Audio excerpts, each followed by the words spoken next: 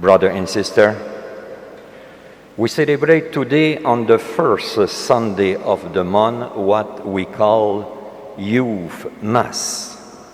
Means with a more obvious participation of our children, of our youth, in the readings, in the prayer of the faithful, as altar server, and also bringing the offering. Unfortunately, we cannot resume with the blessing of the children after the Holy Communion, because until now the government does not allow it. I think that you, young people and children, enjoy to watch on TV or on real presentation show the figure and the performance of clown, finding them quite funny. But the work of a clown is not always a gratifying work, is not always an easy one, because very often their words are not taken seriously. So let us start our sharing today with a story about clown. One day it happened in a certain country that a traveling circus had planted its installation, its tent, then stages, on the outskirts of a village.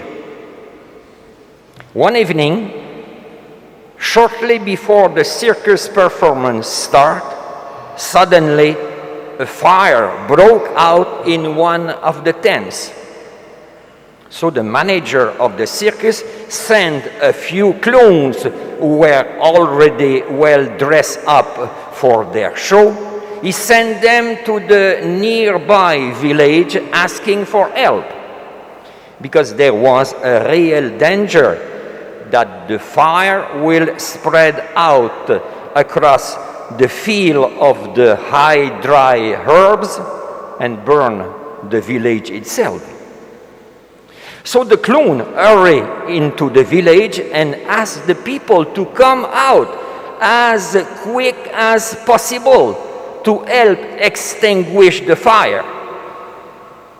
But the villager people did not take them seriously, just thinking that it was a very original and genius way of advertising on the part of the circus management in order to attract people to come and to watch the circus show. The clown tried their best to make the villager understand that there was a real fire. But the harder they try, the more people laugh at them. Finally, the fire reached the village and burned it to the ground. Brother and sister, the main reason why the villager did not listen to these men was that they looked upon them as a clown. This made it virtually impossible for them to discover and to identify the truth. The message brought to the villager never had a chance to be heard because the messenger were rejected. Brother and sister, something similar happened to Jesus when he returned to his own village of Nazareth. This is just what we heard a while ago in the gospel of today. People refused to listen to him because they knew too much about him. Jesus was rejected by the people of his own of his hometown. Unfortunately, the rejection of Jesus in Nazareth was nothing new. We see rejection of God also in our first reading of today. God called the prophet Ezekiel to preach to his own people, but he also forewarned him that his teaching will be rejected. In fact, looking at the prophets in the Old Testament from our point of view, we see that most of them have experienced what we would call a failure. But on God's point of view, they did not really fail. God called them to preach, whether or not people listened.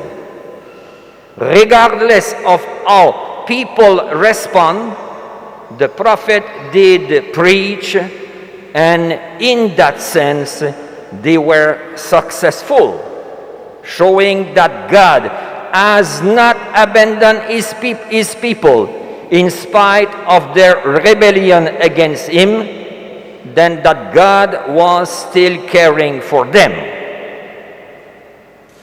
In short, we can say that God would ensure that his word will be preached regardless of the response.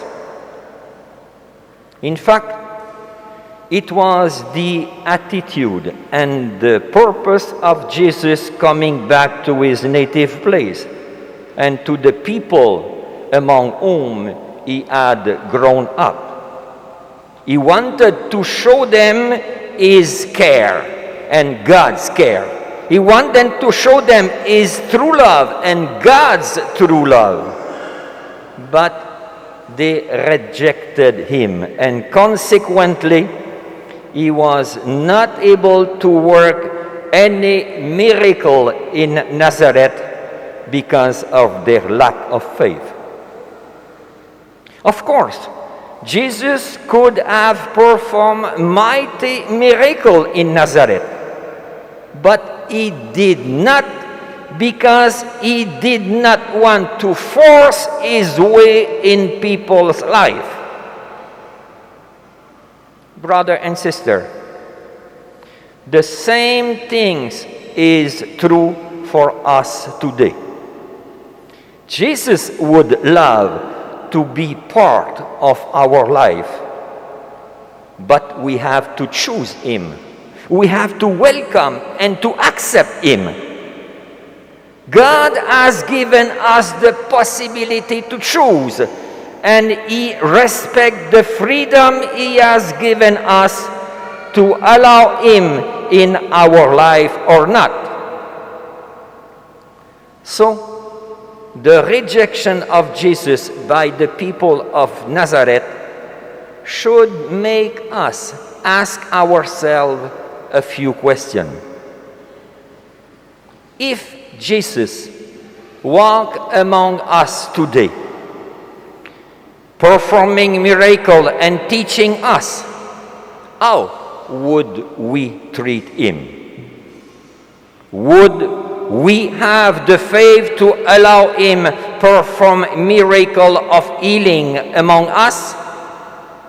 Would we treat him with the faith and respect he will deserve? Or would we treat him with the skepticism and contempt which the people of Nazareth show him, as we heard in today's gospel? We may feel these few questions very dreadful, but we have to recognize that the attitude of rejection taken by the people of Nazareth is repeated even today among ourselves in two different ways. The first one is Jesus continues until today to walk among us and teaching us through the church and his teaching.